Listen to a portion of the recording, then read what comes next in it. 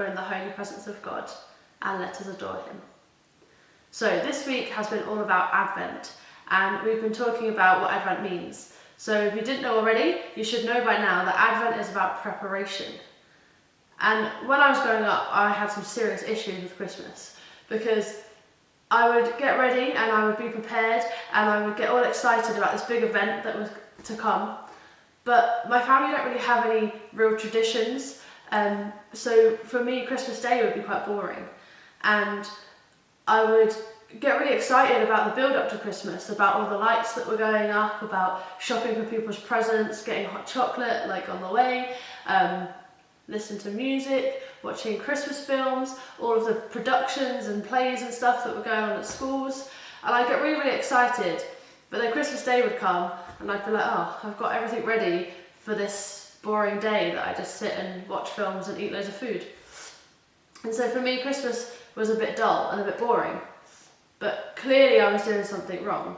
You see, Advent, yes, it's a time of preparation, but we can't forget what we are preparing for.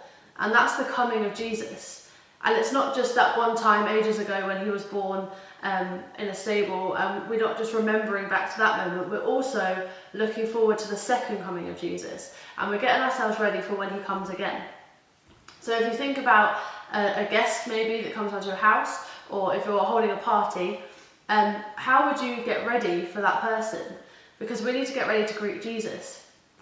So sometimes you take days, maybe weeks, organising the food, the decorations you're going to put up in your house, you get it all tidy, you put on your best clothes, and you maybe put together a playlist, and you get really ready, and you get the house all sorted, you think about where people might sit, and you welcome in these people into your house.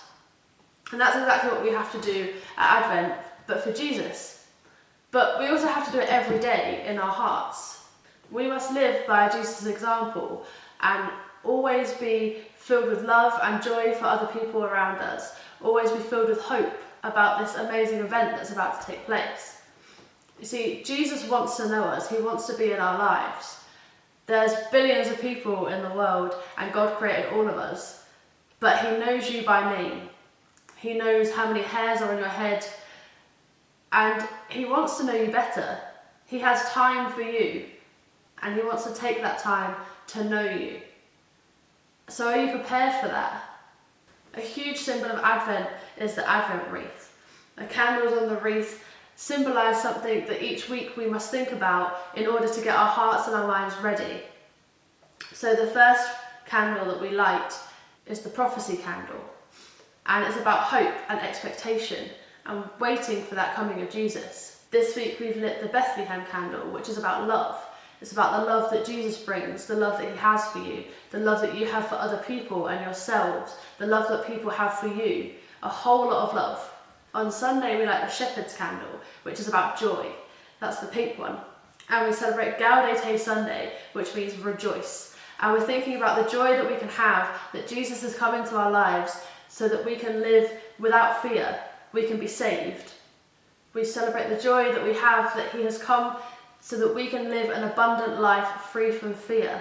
Then the week before Christmas, we light the Angel's candle, which is again a purple one. And we celebrate peace, and we think about the peace in our lives, the harmony that we choose to live our lives by, and the peace that we can have when we give our life to Jesus, because he can care for us and he can protect us and guide us. And then we reach Christmas, and instead of forgetting why we prepared, we light the white candle, which symbolises Christ.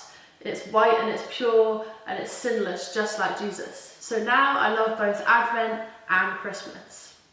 I take my time enjoying the build-up, the preparation, the excitement of what's to come, but I keep in my mind exactly what it is that I'm doing that for, remembering that Christmas isn't just about sitting and watching films and eating too much food. It's a celebration that Jesus is coming. One day he will come again. He wants to be in our lives. He saved us from sin so that we can live amazing lives. So I get prepared and I get excited. I mean, this year I was listening to Christmas songs by the end of October. You can never be too prepared, as long as you know what it is that you're preparing for and who it is that you're preparing for. Dear Lord, we ask for your guidance as we journey with you, ready to meet you again, preparing to let you into our lives in bigger and better ways. Help us to follow your lead as you call us every day to be saints. Help us this week to especially remember love and be aware of the love that is around us, and help us to spread love to all those who we meet. Amen. Live Jesus in our hearts forever.